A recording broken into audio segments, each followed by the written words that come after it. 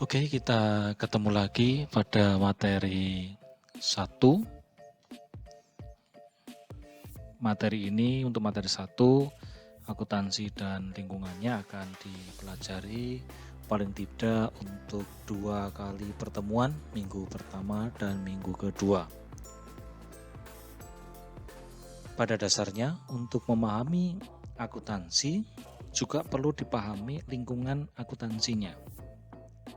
Sebelumnya juga perlu kita pahami berkaitan dengan pengertian-pengertian atau definisi akuntansi itu.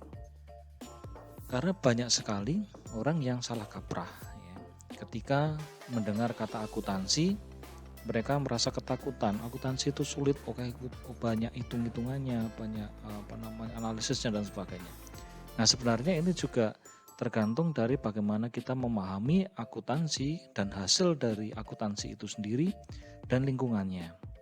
Kalau kita bisa memahami itu nanti akan mudah untuk mempelajarinya. Nah, untuk yang pertama kita akan mencoba untuk memahami apa itu arti akuntansi. Akuntansi itu bisa dilihat dari berbagai macam sudut pandang. Nah, untuk saat ini kita akan mencoba memahami akuntansi dari 2 sudut pandang. Nah, definisi akuntansi dilihat dari sudut pandang pemakai itu adalah suatu disiplin ilmu yang menyediakan informasi.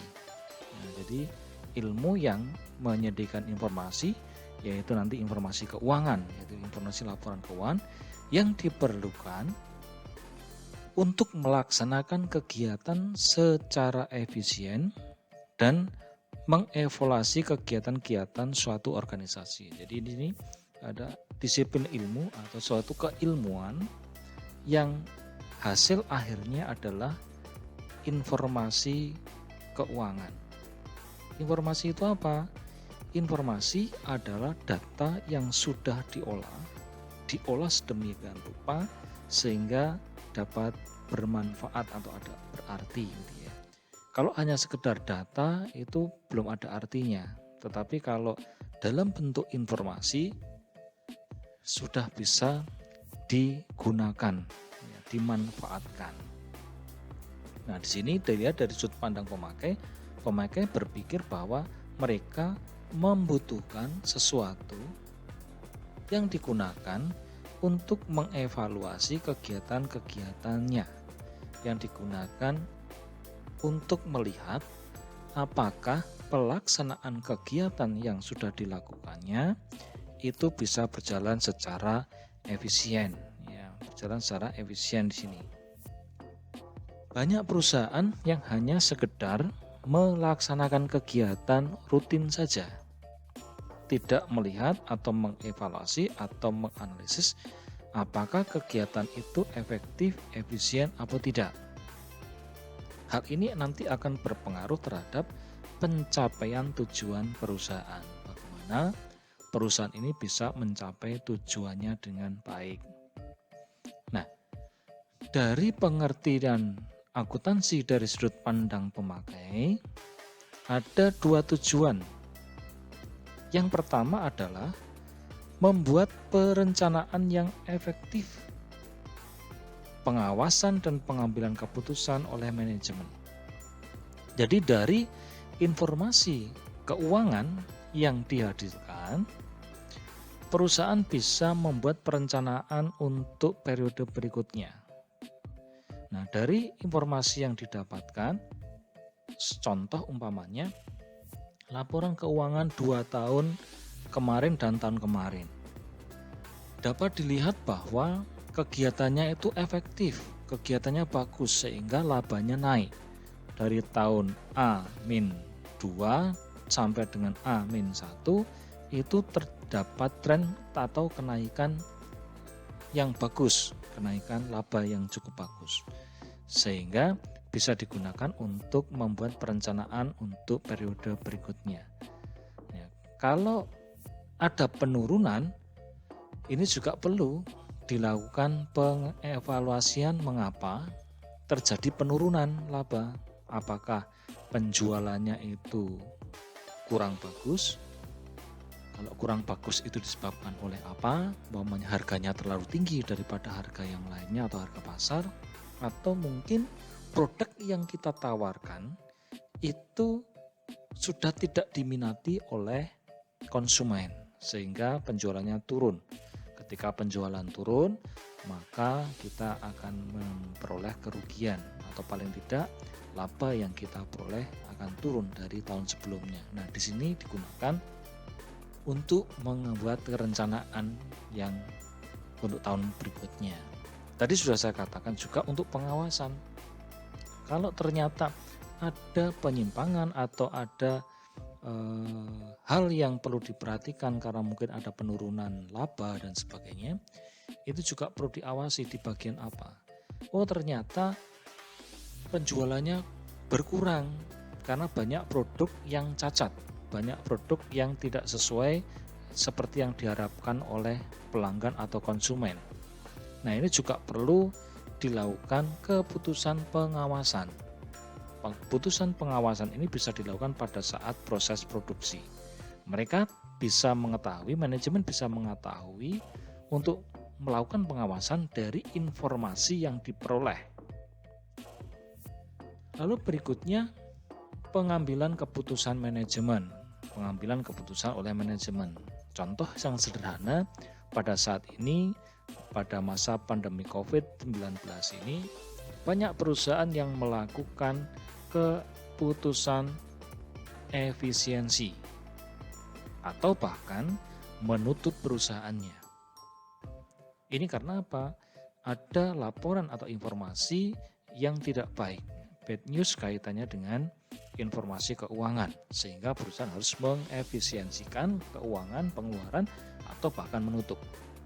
Caranya bagaimana? Pengambilan keputusan oleh manajemen yaitu umpamanya mengurangi jumlah karyawan, merumahkan karyawan, mem-PHK karyawan dan sebagainya. Ini hal-hal yang dilakukan oleh manajemen ketika melihat informasi keuangan atau informasi perusahaan. Nah, di sini tujuan yang pertama dari sudut pandang pemakai, definisi akuntansi bisa untuk digunakan sebagai sarana untuk membuat perencanaan, mengawasi atau pengawasan, dan pengambilan keputusan oleh manajemen. Berikutnya adalah yang kedua, pertanggungjawaban organisasi kepada para investor, kreditur, badan pemerintah, dan sebagainya. Perusahaan berhubungan dengan pihak lain, termasuk di dalam hal ini adalah kepada investor yang memberikan investasi. Perusahaan akan memberikan return, pengembalian pada investor ini sebesar kemampuan perusahaan dalam menghasilkan laba. Laba itu mereka dapat ketahui dari mana? Dari laporan atau informasi akuntansi yang diperolehnya.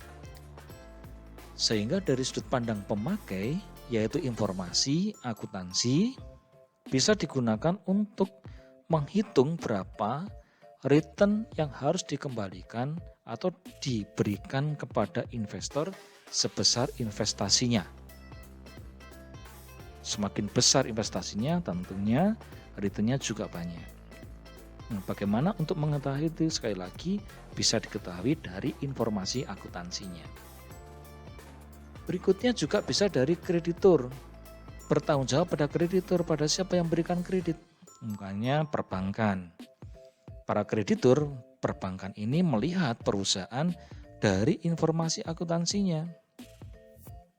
Laporan akuntansinya dalam bentuk laporan keuangan. Kalau perusahaan ini terlihat laba, berarti para kreditur ini juga senang. Karena perusahaan bisa mempertanggungjawabkan kreditnya dengan baik.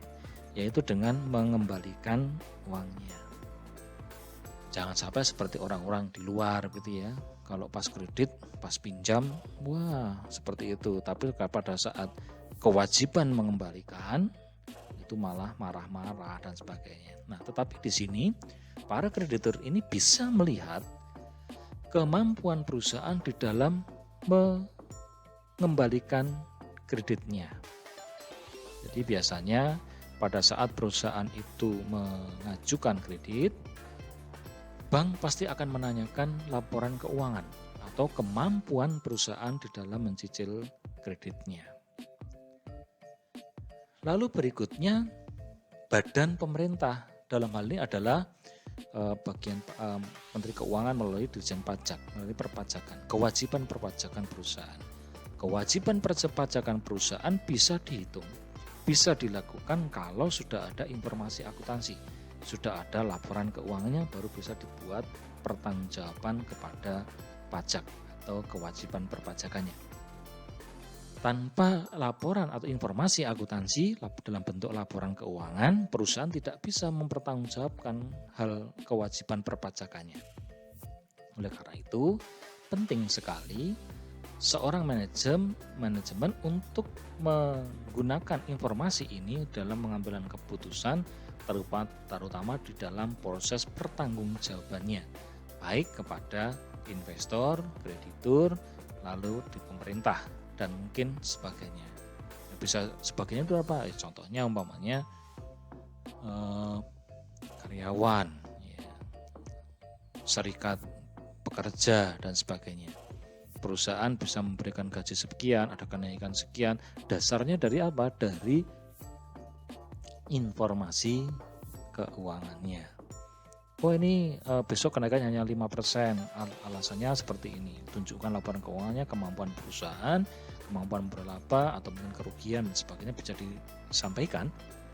Sehingga pada saat mengambil keputusan untuk menaikkan gaji atau menurunkan gaji atau apapun, atau menghilangkan fasilitas dan sebagainya, atau bahkan mungkin memberikan fasilitas, natura atau kenikmatan kepada karyawannya, bisa didasarkan pada informasi yang diperolehnya. Dari definisi ini dapat disimpulkan sebagai berikut. Yang pertama, akuntansi diselenggarakan dalam suatu organisasi. Jelas, akuntansi ini diselenggarakan oleh suatu organisasi. Artinya apa? Organisasi ini melakukan proses pembukuan ya, yang menghasilkan informasi akuntansi. Nah, informasi yang dihasilkan adalah informasi tentang organisasi. Ya, tentang bagaimana organisasi ini dikelola, bagaimana kegiatan-kegiatan organisasi ini, sehingga informasi ini bisa digunakan untuk pengambilan keputusan tadi. Informasi akuntansi sangat penting dalam penyelenggaraan atau menyelenggarakan kegiatan perusahaan. Nah, informasi ini digunakan dalam pengambilan keputusan intern perusahaan atau intern organisasi.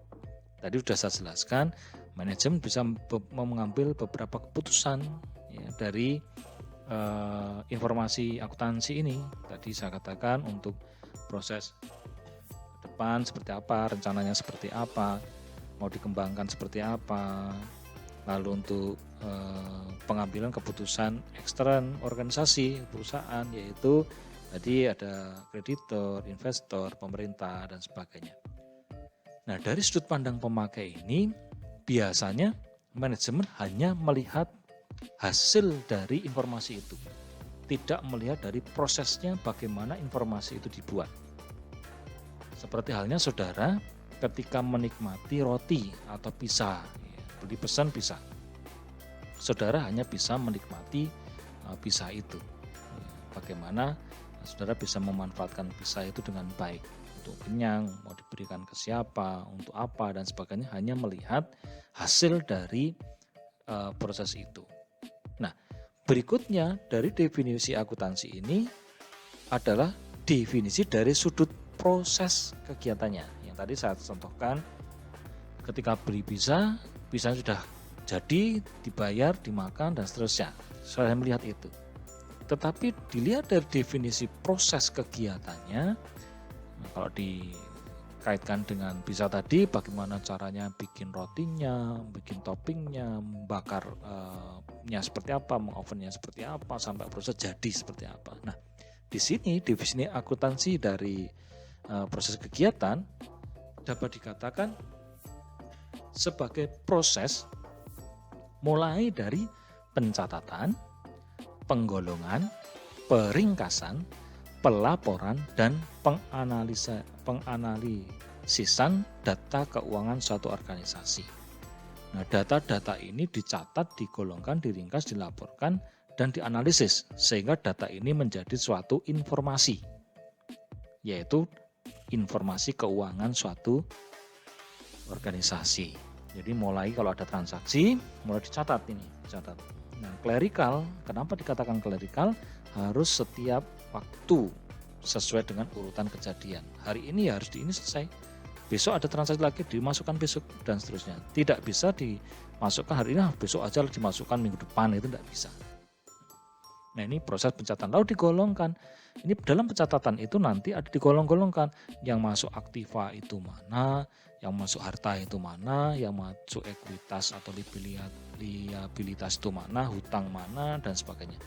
Aset aktiva atau harta itu apa saja, maunya kas itu ada macam-macam, ada kas di tangan, kas di bank, kas kecil gitu ya, ada piutang, ada persediaan, ada perlengkapan dan sebagainya. Ini digolong-golongkan ke masing-masing, digolongkan lalu diringkas. Karena penggolongan itu kan setiap hari, umpamanya hari pertama ada kas sekian masuk, hari kedua ada kas sekian keluar, hari ketiga ada kas masuk lagi, hari keempat ada kas, dan seterusnya, itu digolong-golongkan, lalu diringkas. Kas ini selama 1 bulan itu diringkas, masuk sekian, keluar sekian, dan totalnya tinggal berapa? Kas itu tinggal berapa sih? Nah, itu diringkas. Piutangnya tinggal berapa sih? Asetnya, aktivanya tinggal berapa sih? Itu diringkas, dijadikan satu ringkasan dalam bentuk analisa saldo. Habis itu dibuat laporan keuangan. Nah, laporan keuangan itu apa? Ini ada laporan laba rugi, laporan neraca, ya, perubahan ekuitas, ada arus kas. Ya. Jadi di sini bisa dilihat dari laporan keuangan itu. Ya. Tapi nanti sebelum pelaporan ada proses sebelumnya. Nah, itu nanti akan dibahas pada saat materi-materi selanjutnya.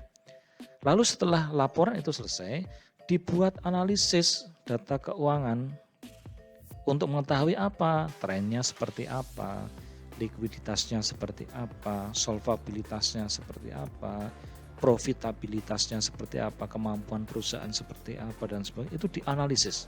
Gunanya untuk apa? Yaitu untuk membantu manajemen di dalam pengambilan keputusan. Kadang ketika manajemen itu melihat, oh sekarang labanya 50 juta umpamanya. Terus gimana? Buat apa 50 juta? Nah, ini yang seringkali terjadi, sehingga perlu dianalisis. Oh, 50 juta itu lebih tinggi dari tahun kemarin, sekian persen. Artinya bahwa tahun ini ada peningkatan. Kalau ada peningkatan berarti kemungkinan tahun depan dengan proses yang sama, dengan aktivitas yang sama juga akan mendapatkan keuntungan. Kalau kita terima, oh sekarang laba 50 juta, padahal tahun kemarin labanya 1 miliar, sekarang cuma 50 juta. Nah, ini ada penurunan signifikan. Nah, ini perlu dianalisis. Ya, terjadi penurunan sekian persen dan seterusnya, sehingga pada periode berikutnya itu perlu dipertimbangkan untuk membuat strategi supaya tidak turun lagi aset labanya, harus meningkat. Nah, disinilah pentingnya penganalisisan laporan atau data keuangan. Nah, pada dasarnya akuntansi itu harus mengidentifikasi data mana yang berkaitan atau relevan dengan keputusan yang akan diambil. Jadi, apa data-data mana yang bisa digunakan untuk mengambil keputusan? Itu data yang relevan, yang pas, yang cocok, yang sesuai.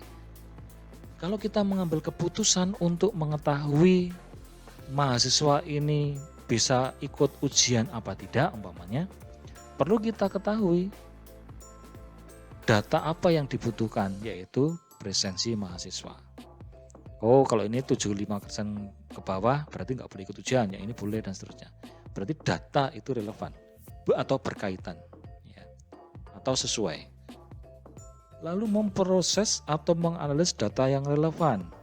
Kalau kita mau mengambil keputusan, harus digunakan analisis yang data yang cocok, yang sesuai. Kita nggak bisa mengambil data yang tidak sesuai. Saudara umpamanya mau pergi ke Jakarta, saudara harus menganalisis data. Wah, ini kalau naik pesawat harus menggunakan ini. Berarti nggak mungkin. Berarti saya harus naik kendaraan pribadi yang lebih aman. Karena kalau pesawat harus tes COVID, swab dan sebagainya, biaya mahal dan ada protokol yang lebih ketat. Lebih baik naik mobil saja pribadi, itu lebih aman, tidak terlalu banyak protokol yang harus dipenuhi, umpamanya seperti itu. Ini menganalisis data yang relevan. Lalu mengubah data menjadi informasi yang dapat digunakan untuk pengambilan keputusan. Caranya bagaimana? Ya, informasi ini dibuat sesuai dengan standar yang diterima oleh umum, supaya setiap orang yang melihat laporan keuangan ini bisa memahami arti dari laporan itu.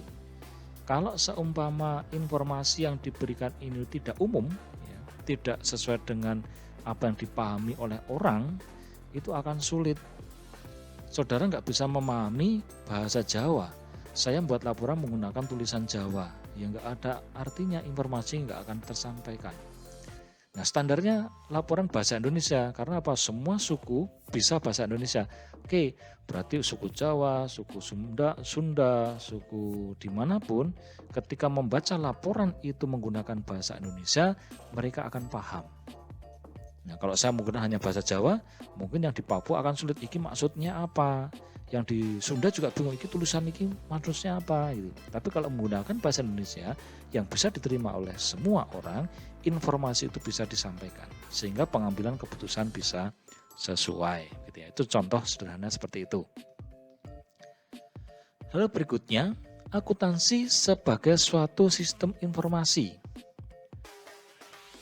Yaitu akuntansi dilaksanakan baik dalam perusahaan yang bertujuan mencari laba atau tidak mencari laba. Nah, di sini perusahaan ada dua, ya. Ada perusahaan yang untuk mencari keuntungan, tapi ada juga perusahaan yang tidak mencari keuntungan, ya. Profit oriented dan non profit oriented. Nah, salah satu penyebabnya adalah hal ini diharuskan oleh undang-undang, karena setiap perusahaan yang dibentuk harus membuat laporan keuangan. Nah, laporan keuangan ini diproses melalui proses akuntansi. Undang-undang mengatakan seperti itu, sehingga perusahaan apapun ketika perusahaan itu dibentuk harus sesuai dengan undang-undang, yaitu membuat laporan keuangan. Nah, laporan keuangan itu dibuat melalui proses akuntansi.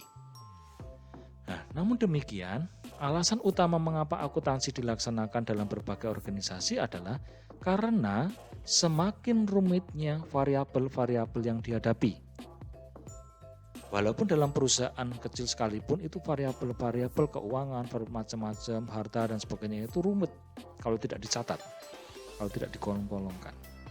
Harus ada pencatatan yang bagus supaya bisa ada keberlanjutan di dalam perusahaan itu. Nah, keadaan ini menjadikan para pengambil keputusan sangat tergantung pada data akuntansi, karena data akuntansi itu data yang bisa digunakan untuk pengambilan keputusan, gampang dilihat dan bisa digunakan untuk mewakili perusahaan untuk mengambil keputusan. Dibanding tidak menggunakan laporan akan sulit, karena tadi dikatakan variabel-variabel yang dihadapi itu sangat rumit. Nah, dalam akuntansi, transaksi-transaksi keuangan diolah sedemikian rupa sehingga menjadi laporan yang siap digunakan untuk pengambilan keputusan manajemen. Nah, dalam akuntansi, transaksi ini diolah sedemikian rupa sehingga menjadi laporan yang siap atau yang bisa dipahami oleh manajemen untuk pengambilan keputusan. Nah, kalau hanya sekedar data begitu, manajemen akan bingung, ya, pengambil keputusan ini mau diapain ini angka-angka ini.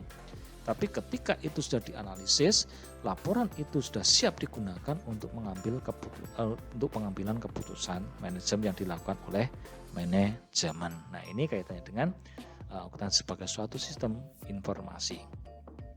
Nah, sebagai suatu sistem informasi, akuntansi diperlukan oleh berbagai pihak, baik intern maupun eksternal perusahaan. Nah, secara garis besar, pihak-pihak tersebut adalah yang pertama manajer. Mengapa manajer itu butuh sistem informasi, butuh akuntansi, butuh laporan keuangan? Ya, digunakan untuk mengambil keputusan. Saya katakan tadi, keputusan manajer, entah itu keputusan apapun, bisa digunakan termasuk untuk membuat perencanaan untuk ke depan, mengevaluasi kegiatan, lalu kalau efisiensi dan seterusnya. Harus memberikan bonus kepada karyawan, pada pegawai dan sebagainya, harus melakukan reshuffle, perubahan atau apapun, manajemen ini melakukan itu. Dasarnya adalah informasi yang diperoleh. Informasi juga sama, tadi saya katakan informasi ini juga dibutuhkan oleh investor. Ya, berapa sih saya kalau menginvestasikan sesuatu, returnnya berapa? Tidak ada seorang investor yang mau menginvestasikan tanpa berpikir akan mendapatkan keuntungan atau pengembalian yang bagus. Malah rugi, nggak ada. Semua orang yang atau perusahaan yang mau menginvestasikan pasti berpikir bagaimana investasi itu bisa bermanfaat di kemudian hari, yaitu menerima return dari perusahaan yang diinvestasikan. Kreditur juga sama, bagaimana kreditur ini memperoleh pengembalian dalam pinjamannya. Kalau saudara meminjamkan, lalu saudara sudah punya keyakinan bahwa yang dipinjami itu akan bisa mengembalikan, saudara akan santai, yo tak pinjami, 2 hari lagi dikembalikan, ya oke. Tapi kalau saudara itu mau meminjami seseorang, tapi tingkat keyakinan orang itu mengembalikan kepada saudara itu ragu-ragu, saudara juga akan ragu-ragu akan mengembalikan. Nah, saudara bisa melihat kemampuan mengembalikan itu dari apa? Dari laporan keuangannya. Laporan keuangannya bagaimana sehingga orang itu bisa dipinjami. Pemerintah juga sama, ya tadi saya katakan pemerintah juga butuh laporan itu untuk apa? Untuk menentukan berapa jumlah pajak yang harus dibayar, ya, kewajiban perpajakannya. Lalu organisasi laba untuk apa? Ya untuk mengetahui kemampuan perusahaan, untuk apa?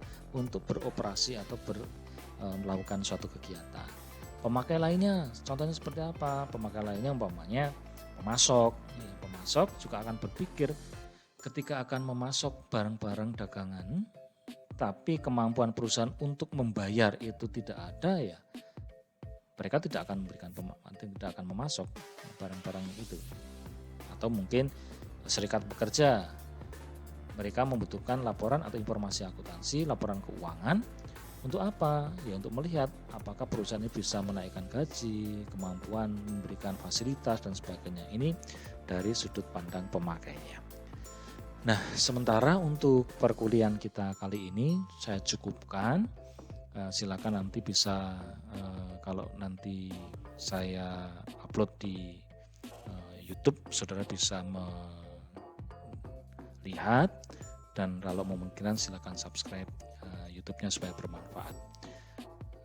Untuk materi berikutnya silakan ditunggu. Saya berharap materi 1 ini bisa 2 kali pertemuan, tapi kalau tidak masalah, nanti akan saya kirim materi berikutnya. Demikian perkuliahan kita kali ini. Terima kasih. Salam sejahtera untuk kita semua.